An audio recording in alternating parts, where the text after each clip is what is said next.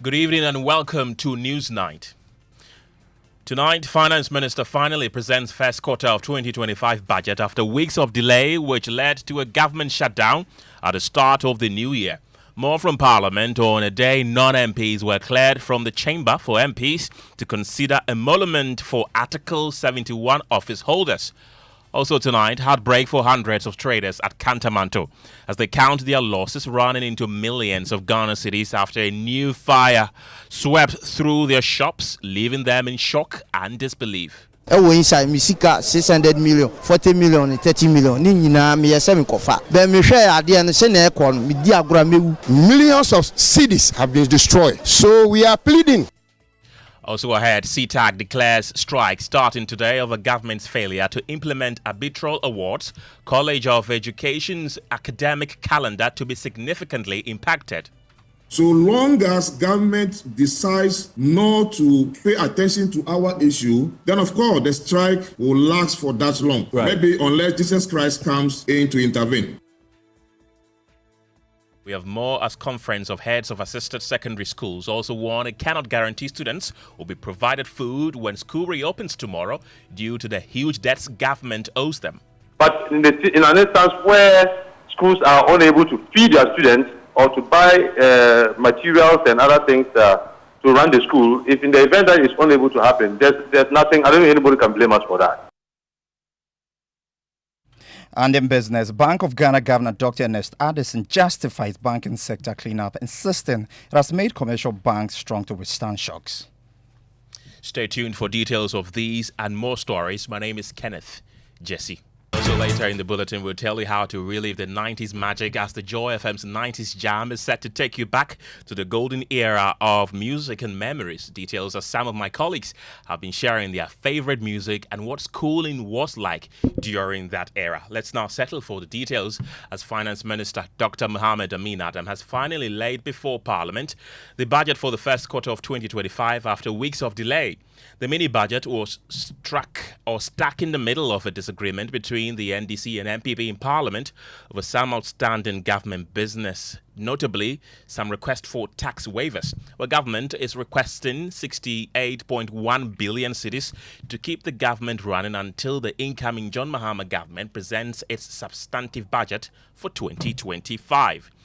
And our Parliamentary Affairs correspondent, Kweku Asante, is joining us on the telephone lines. He's been in Parliament throughout the day and is joining us with more. Kweku, was any explanation offered from the point of the ministry for this delay? Right, Kweku Asante, can you hear me?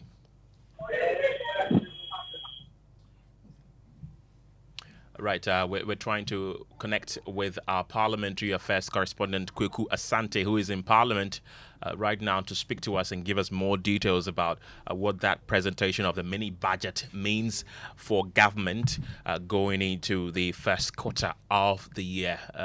Meanwhile, the former MP for Menchia North Collins, Owusu Amankwa, is cautioning a team set up by incoming President John Mahama to recover loot not to allow itself to be used as a tool for witch hunting.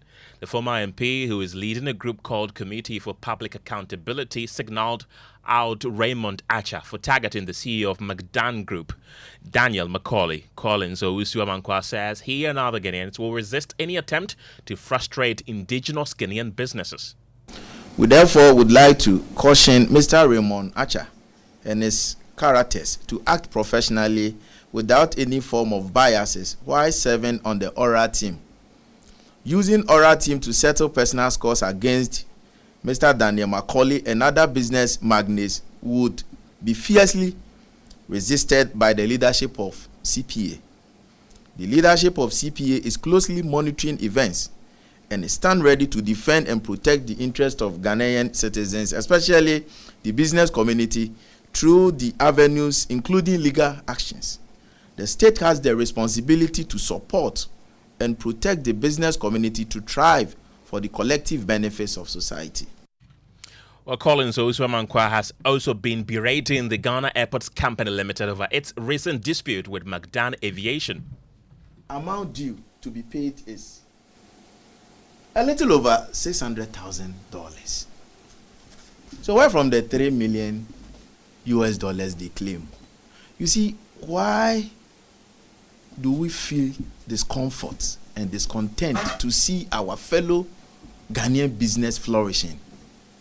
Why are we so wicked to each other?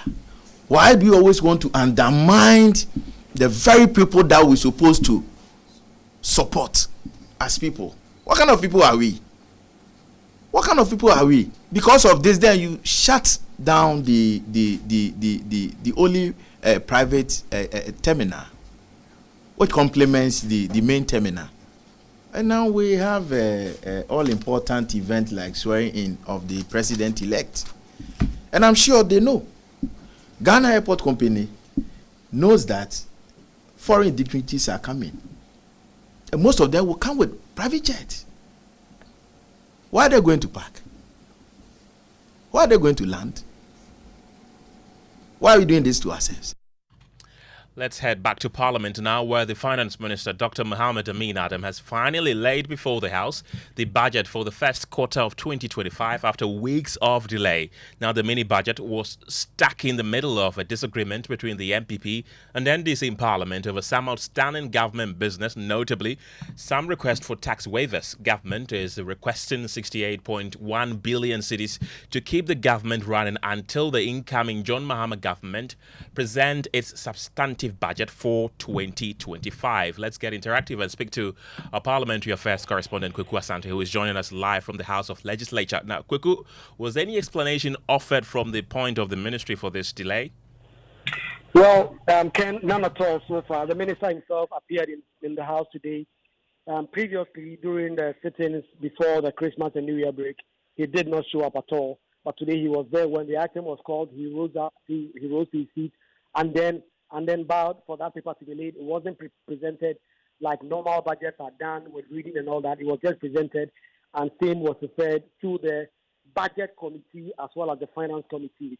As we speak, Parliament has been suspended for close to 3 hours now for the Budget Committee and the Finance Committee to go and consider the estimates and present a report to the House for approval. We expect that the budget estimate will be approved this very evening, because tomorrow is the last day for the 8th Parliament to sit ordinarily, when the President will perform a State of the Nation address. And right after that, normally there is no other business that is done when it comes to that. And so this very evening, we expect that the committees, the two committees that the Speaker of Parliament has tasked to look into these matters regarding the budget, will do so and present same to the House this very evening for consideration and approval. Right, and we also understand Parliament went into closed session at some point to deliberate on the controversial ex gratia. What are we learning? Well, yes, this arrangement that has been likened by a section of the public as "you scratch my back, I scratch your back" arrangement, where the executive approved the end of service benefits for Parliament and Parliament approved the end of service benefit for the executive and judiciary, has come up. And it was listed on the other paper today. At some point, as soon as Parliament started sitting, the chamber was cleared of all non-MPs, so journalists, staffers, every other person who is not part of the members of, who is not part of the Parliament in terms of the members, were asked to leave, and the House deliberated on that. As we speak, we have no understanding yet if an agreement has been reached and figures have been approved or not. And I'm sure in the coming days there will either be leaks or we'll be getting information in terms of how much exactly will be the end of service packages for members of Parliament, for the executive and all that. But yes, at some point today, that amount of money were discussed, and MPs were the only persons allowed in the chamber to discuss this. Okay, we also understand the High Court in Koforidua has granted interim injunction against the swearing in of the MP-elect for Akwatia, Ernest Kumi. Tell us more. Well, yes, the 8th Parliament will be dissolved on Monday, and at 11 p.m. on Monday, the same day, the 9th Parliament will start getting preparation to be sworn in. It will start with the election of the Speaker. And already, we know there are so many disputed parliamentary elections when it comes to the 2024 election. There are some currently in court, and there are those that have been concluded and gazetted. A lot of them have started filing injunction applications. And the Member of Parliament for the NDC, who lost the election, that is Henry Boati-Yadom, contend that he really did not lose the election, and there were certain irregularities that plagued the election, for which reason he has filed an election petition. But he has followed same with an injunction application to the Koforidua High Court, which has been granted for 10 days. That is an interim injunction for 10 days. And the court has granted that Ernest Kumi should not hold himself out as MP, and Parliament should not swear him in. We expect that in the coming days, all those documents will be served on the Parliament of Ghana. And given the kind of rancor that we saw around the election, we expect that a lot more injunction applications will have to be put before court, and a number of them will be granted. But the first one so far that we know of is the Member of Parliament for Akutia having secured a 10-day injunction against the MP-elect Ernest Yakumi of the NPP.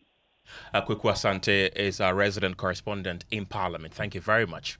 Well, let's talk about an inferno that happened because this evening the hopes and dreams of traders at Kantamanto market were shattered as a devastating fire reduced their stores to ashes. Now, the blaze, which erupted early Thursday morning, tore through over 100 shops, leaving traders in shock and despair. Kantamanto, renowned for being the largest clothing resale market in West Africa, has seen goods worth millions of Ghana cedis consumed by the flames. My colleague Collins Frimpong, who was present at the scene, joins me in the studio. Collins, you've been interacting with some of the people who were affected by this fire. What have they been telling you as to what started it?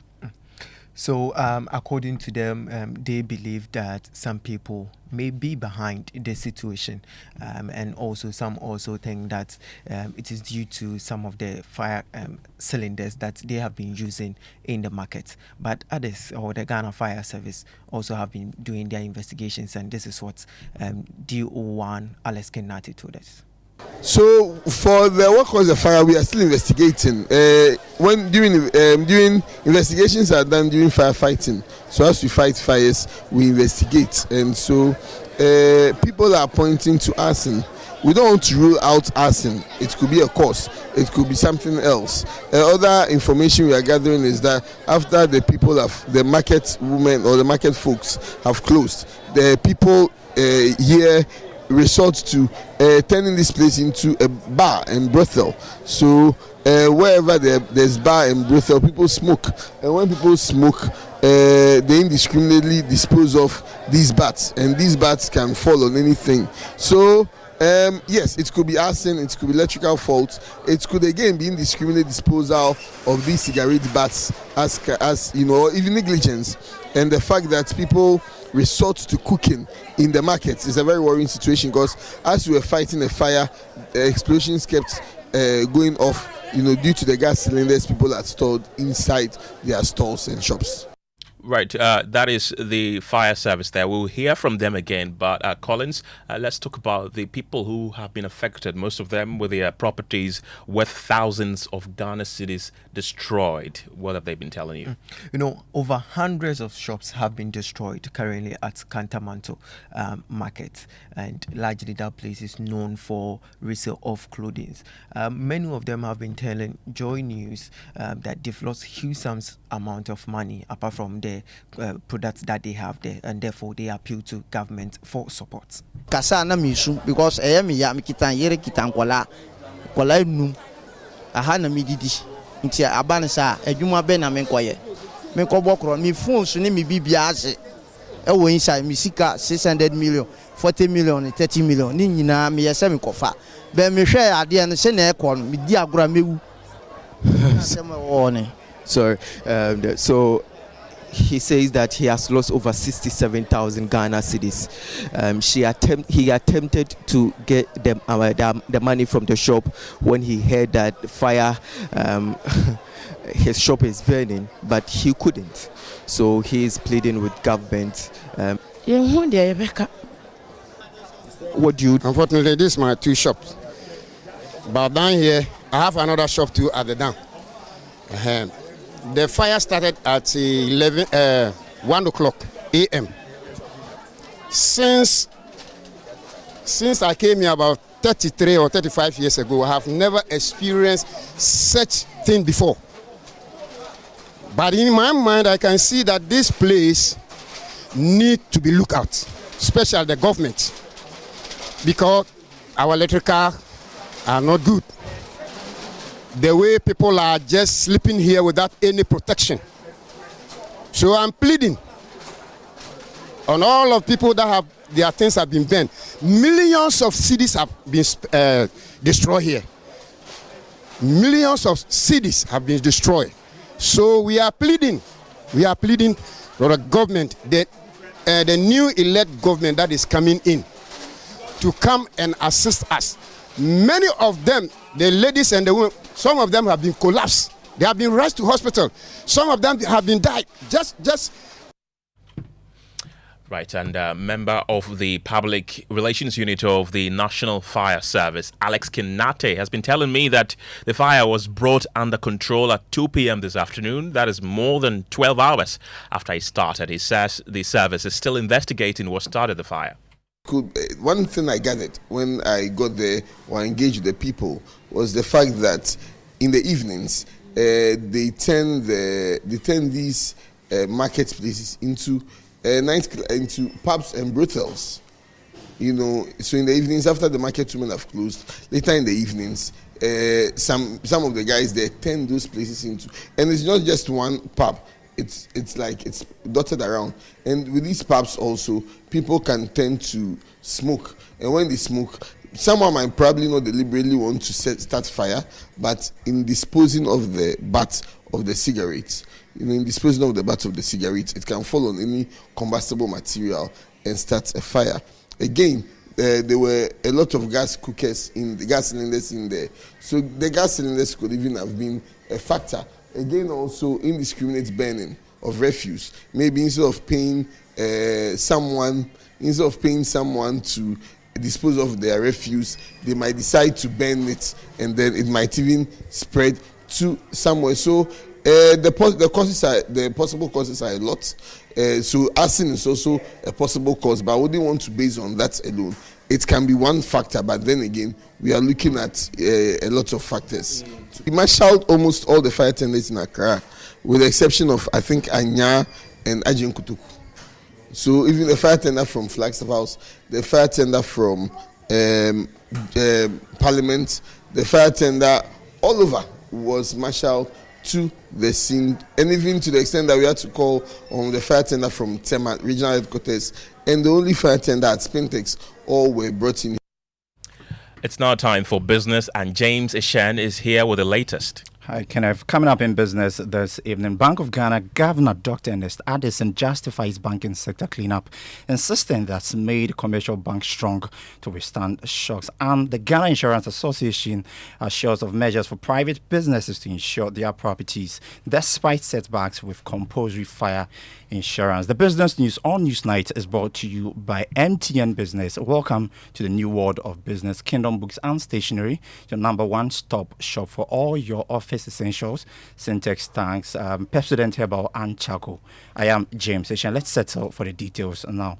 First off, Bank of Ghana Governor Dr. Ernest Addison has justified the banking sector cleanup, insisting it has made commercial banks strong to withstand shocks. The governor's remark is coming at a time that some have questioned the impact of this regulatory measure, but the governor disagrees. He has been speaking on PM Express Business Edition, which airs tonight at 9 p.m. on the Joy News channel. So if you have a system which has become a Ponzi scheme from which people are no longer confident in, then obviously the purpose of having the financial system itself in place is not fulfilled. So it was important that that cleanup took place to allow the banking system to play the role that it's supposed to play in a market economy like ours.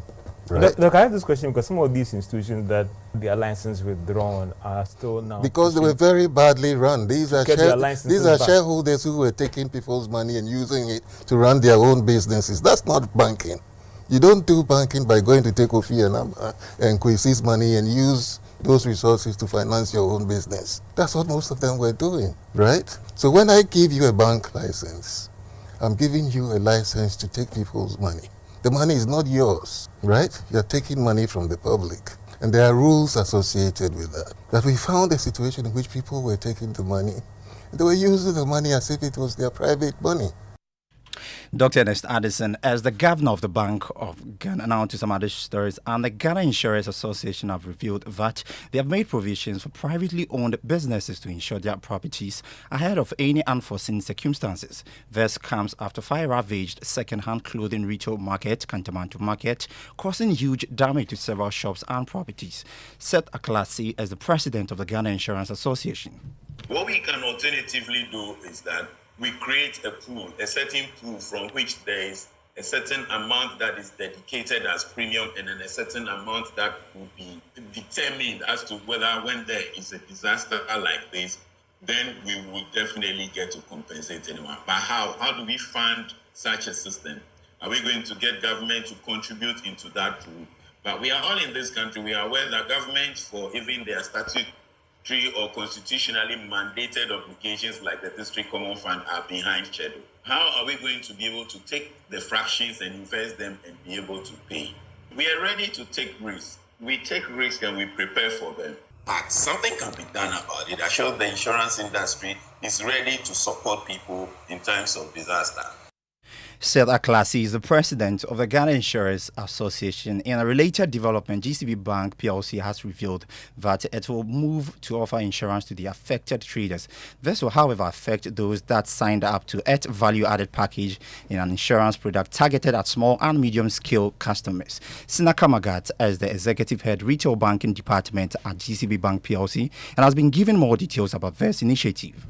As a bank that cares for its customer, we launched a product. We called it the value-added package for our customers. And the essence of that product was in anticipation of a day like this, a day where fire can bring their businesses down. And for our customers who signed up for that product, there is some good news on the horizon for them. And that is, we are going to initiate the insurance indemnification process right away. We would make sure that we get them some bit of restitution or support to cushion them. And for our customers who haven't signed up, this is the clearest opportunity for them to continue doing business with us. What they need to do actually is to continue depositing and lodging their funds with us after close of business. For customers who are able to do average of 50,000, we register them on an insurance for a day like this, and the bank fully covers the premium. Sina Kamagat is the executive head retail banking department at GCB Bank PLC. Now, there are calls for land administration system challenges to be addressed to attract more foreign investors. Head of Special Project Unit of at the Lands Commission, Dr. Benjamin Quay, says this is also key to supporting local and diaspora businesses to thrive. He spoke to Joy Business at the third edition of the Cuba Diaspora Conversation on Ghana's economy. I think it's very important because at the end of the day, we want to educate the people so that we don't do the people. Because at the end of the day, if Ghana wants to attract investors into the country, we should make sure that the land administration system is okay. Because land is the base. When they come back to Ghana, they want to build their house, they want to establish business, it's on land. So if they have a good land administration system, then we know then everything will be well for the country. We are aware of the challenges that people face in acquiring land. So that's why we have embarked on what we call educational awareness programs. We've established YouTube channels and this where we try to educate the public on the steps they have to take to acquire their land. When there are instances where the aspirants they come to the office to seek our advice, we give them the appropriate advice. But we also encourage them to go out there to seek advice from the professionals out there, the lawyers, the valuers, the surveyors out there, to help them to go through the process appropriately. And I believe all will be well.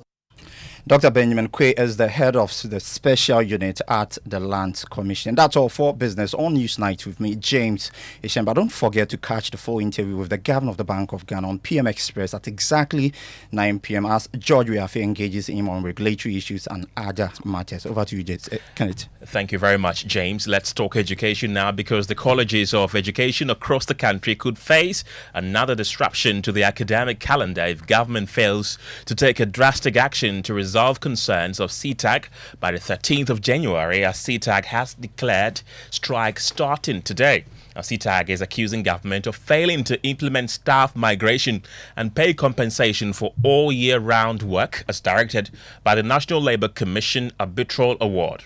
In a statement, CTAG stated that members of the union shall not, under any circumstance, return to the colleges to undertake any official duties, including teaching and supervision of project work and macro teaching, until the last peswa is paid into their accounts. CTAG President Maxwell Bonu, in an earlier interview, reiterated their resolve not to back down until their concerns are addressed. My colleagues are not happy with the treatment meted out to them. Government's listless attitude to implementing arbitral awards. They have resolved across the country that come 13th January, they are not going to the classroom to teach. Neither would they also go to the various schools where the level 400 teacher trainees are practicing or having their intention. They are supposed to supervise them. They aren't going to supervise them, and they also not vet their project work. That's the decision that council has taken. We have had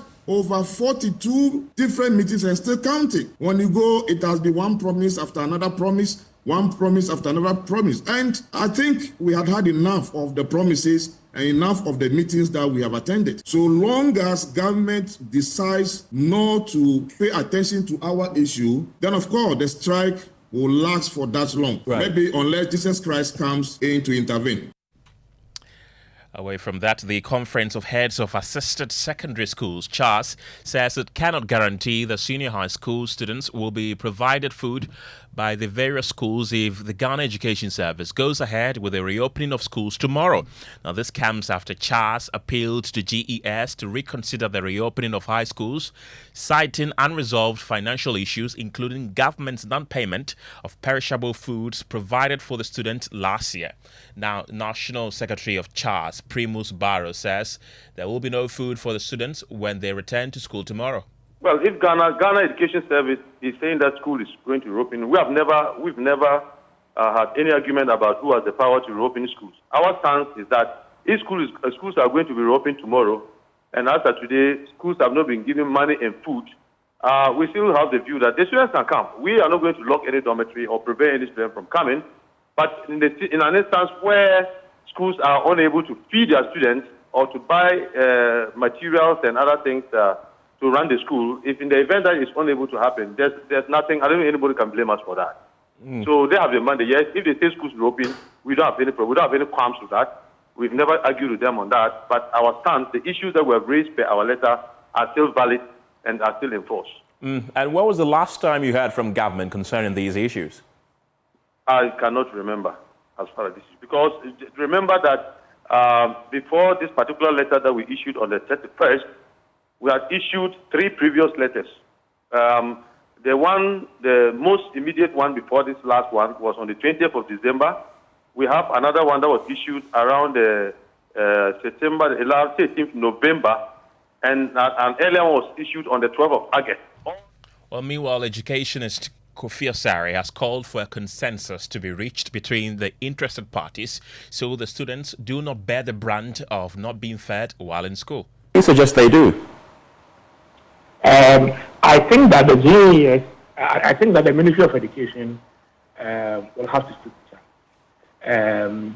Being silent on the matter and not having a jaw or some level of compromises with CHAS is not part of the solution. Again, CHAS doesn't determine whether schools will open or not. That's the mandate of the GES.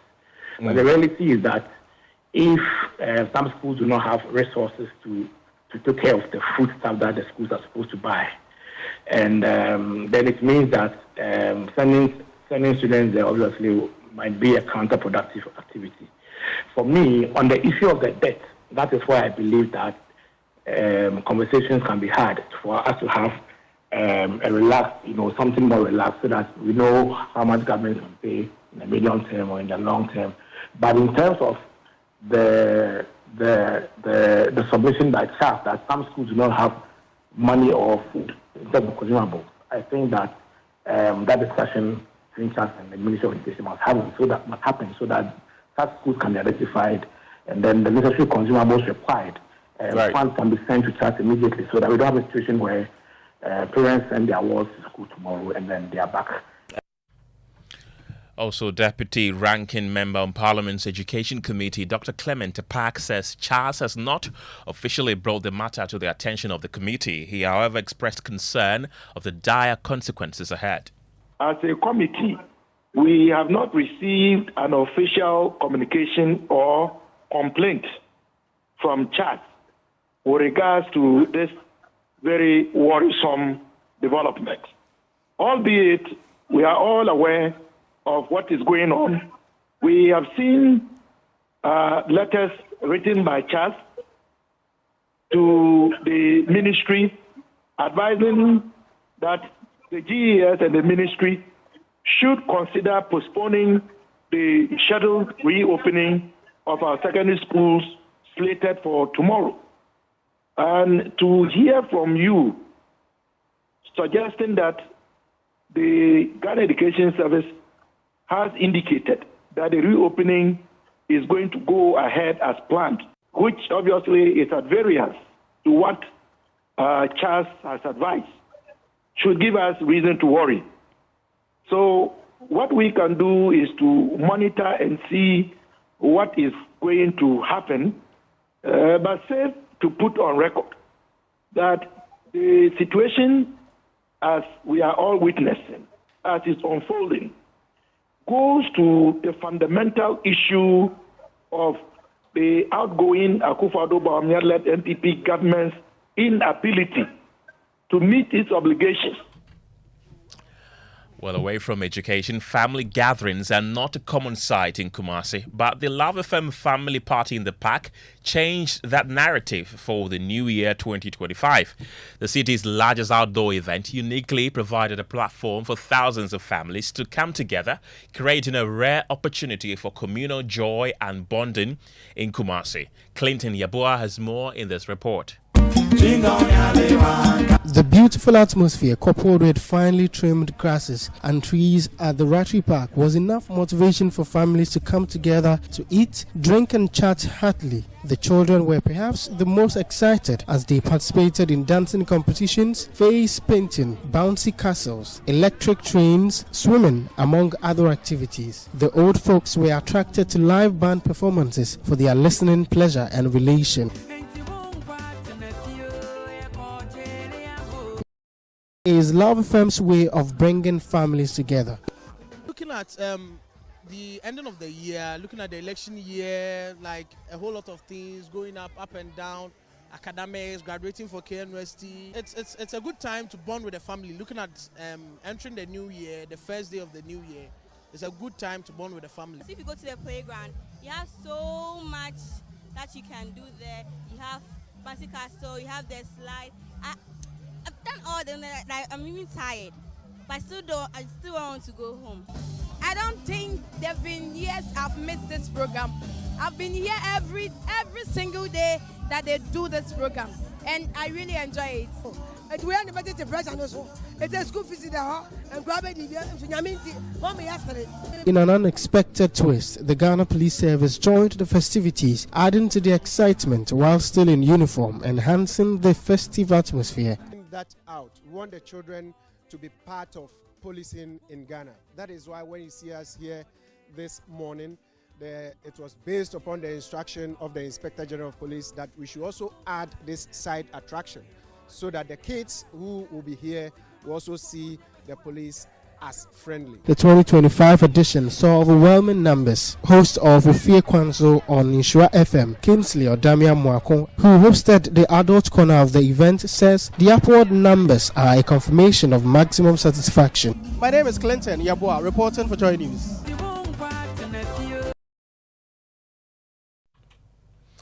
Well, thank you very much, Clinton, for that report. Well, schooling in the 90s must have been the most memorable moment for many who danced to the music of Daddy Lumba, Kojwenchi, Sonny Bali, Book Bag, Obrafour, Tic Tac, and many others during the Friday night entertainment at the boarding house. Well, if you were in the university, you probably also enjoyed music from the likes of Tupac, Naughty by Nature, Notorious B.I.G., and more. Well, it is time to relive those moments with the Joy FM 90s Jam, scheduled to take place tomorrow, Friday, the 3rd of January, 2025, at the Pleasure Gardens at Jolu at 8 p.m. Ahead of the event, some of my colleagues have been sharing their favorite 90s music and what schooling was like during that era. And here is the General Manager of Sales and Customer Service at the Multimedia Group, David Max Fuga, who has been providing details on security arrangement for the event. Enough security personnel, both the Ghana Police Service and private security, to make sure that life and property is protected from Friday to Saturday morning. In fact, till the last person leaves. They'll be here till the last person leaves. So we are making sure that we are lighting up the place. We are deploying enough security personnel, police and private security, to make sure that life and property is protected here. Well, we can now listen to the co-host of the Super Morning Show, Raymond Dakwa, who has been sharing some rap skills that he remembers back in the 90s. Wow, Raymond could not complete that rap. But anyway, that's it for this night, or for News Night. My name is Kenneth. Jesse, thank you very much for being a part of the show. Bye for now. The other day, I visited Kwaku